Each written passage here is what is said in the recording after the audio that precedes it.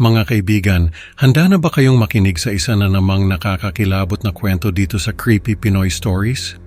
Ang kwentong ito ay tungkol sa isang estudyante na nakaranas ng mga kababalaghan sa isang lumang dormitoryo sa Maynila. Habang naglilinis sa gitna ng isang brownout, nakarinig siya ng mga boses mula sa kadiliman. At isang gabi, nagising siya na may isang babae na nakatayo sa gilid ng kanyang kama, na tila galit at may hinahanap. Sino nga ba ang babaeng ito at ano ang ninakaw sa kanya? Alamin natin ang buong kwento at ang mga nakakakilabot na pangyayari na bumalot sa dormitoryo. Ako po si Amiel. Ang kwentong ito ay nangyari sa akin noong college pa ako. Sa tingin ko masasabi ko na isa ito sa pinakanakakatakot na karanasan ko sa buhay. Hindi ko na lang siguro na-realize noon dahil sa takot ko. Pero kung iisipin ko ngayon, talagang nakakatakot ang nangyari sa akin noon. May isang kaklase ako na nagtrabaho sa isang dormitoryo sa Maynila. Assistant siya ng caretaker doon. Ang trabaho niya ay maglinis ng mga kwarto, maghatid ng pagkain, at kung ano-ano pang utos sa kanya. May sahod siya, pero libre na rin yung stay niya sa dorm. Malaking bagay yun para sa kanya kasi hindi na siya magbabayad ng renta. Medyo lumana yung dorm pero malaki naman. May mga kwento na raw na haunted yung lugar na yon. May isang buong floor pa nga na hindi ginagamit dahil sa mga kababalaghan na nangyayari roon. Ang sabi sa akin ng kaklase ko, nung unang linggo niya raw doon ay may nangyaring brownout. Nagkataon na nasa 3rd floor siya noon. Nasa dulo ng pasilyo yung kwarto na nililinis niya, kaya kitang-kita niya yung kadiliman na bumalot doon. Habang naglilinis siya ay nakarinig siya ng mga boses mula sa kadiliman. May mga tao raw na nag-uusap pero hindi niya maintindihan yung sinasabi ng mga ito. Hindi niya mahanap kung saan nanggagaling yung boses dahil pakiramdam niya ay bumabalot ito sa buong paligid.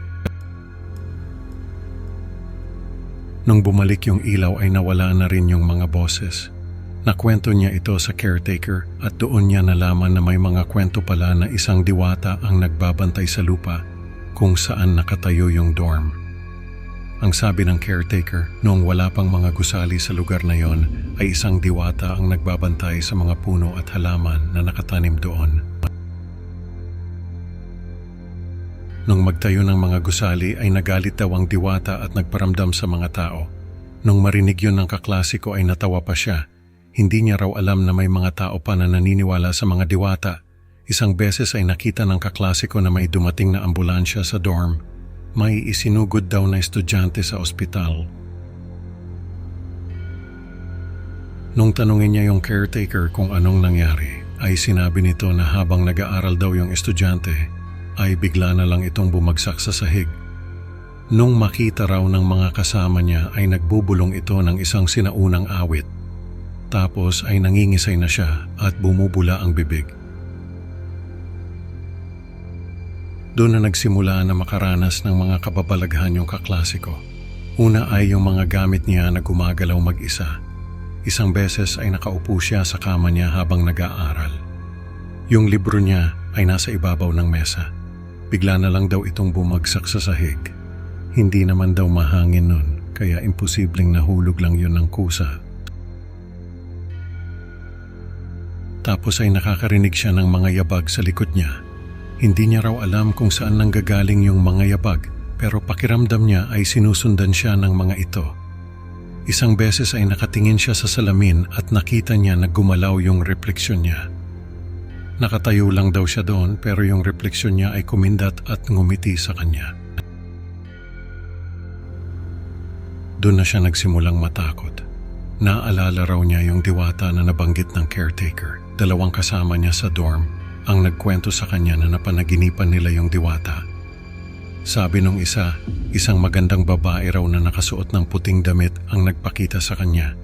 Tapos ay sinabi nito na may mga taong nagtatangkang sirain ang kanyang teritoryo. Yung isa naman ay napanaginipan na may mga tao na nagpuputol ng mga puno sa paligid. Tapos ay lumabas yung diwata at sinabihan yung mga tao na tigilan na ang ginagawa nila. Pero hindi raw nakinig yung mga tao, kaya ang ginawa ng diwata ay tinapik ng daliri niya yung isang lalaki. Nanghina raw yung lalaki at bumagsak sa lupa. Tapos ay tinapik niya rin yung iba at ganun din ang nangyari sa mga ito. Doon na-realize ng kaklase ko na baka yung estudyanteng isinugod sa ospital ay nagalaw ng diwata. Nagagalit siguro ito dahil sa mga bagong gusali na itinatayo sa paligid. Isang gabi ay nagising yung kaklase ko dahil sa mga kaluskos sa paligid. Pagdilat niya ay nakita niya na may isang babae na nakatayo sa gilid ng kama niya. Hindi raw niya maaninag yung mukha nito, pero alam niya na yun yung diwata. Bago pa man siya makapagsalita ay nagsalita na yung diwata. Nasaan na yung ninakaw niyo sa akin? Ibalik niyo yun sa akin. Nagulat daw siya sa sinabi ng diwata pero hindi siya nakapagsalita. Nung lalapitan na siya ng diwata ay napasigaw siya at doon ay naglaho ito. Naisip niya na tumakas na lang sa dorm na yon. Hindi niya alam kung ano yung sinasabi ng diwata na ninakaw nila, pero alam niya na hindi niya yon maibabalik dahil wala naman siyang ninanakaw. Takot na takot siya sa galit ng diwata kaya nagpasya siyang tumakas na lang. Nag-empake siya ng mga damit at lumabas ng kwarto. Habang naglalakad siya sa hallway, ay naramdaman niya na umiikot yung hangin sa paligid. Pagtingin niya sa mga bintana, ay nakita niya na nagliliparan yung mga dahon sa labas. Pagbaba niya sa first floor ay tumakbo na siya palabas ng dorm. Hindi na siya lumingon at hindi na rin bumalik. Nabalitaan niya na yung kasama niya sa dorm na unang nagsabi na napanaginipan niya yung diwata ay bigla na lang nawala.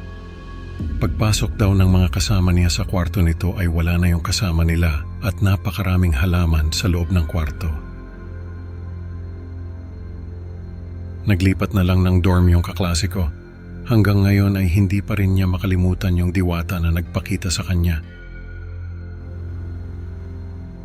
Mga kaibigan, ang kwentong ito ay nagtuturo sa atin na huwag baliwalain ang mga kwento ng kababalaghan, lalo na kung may mga palatandaan na totoo ito. Maraming salamat sa pakikinig. Huwag kalimutang mag-like at mag-subscribe para sa mas marami pang nakakatakot na kwento. Excited na akong makita kayo sa susunod na upload. Hanggang sa muli, mag-ingat kayo sa dilim, baka may nagmamasid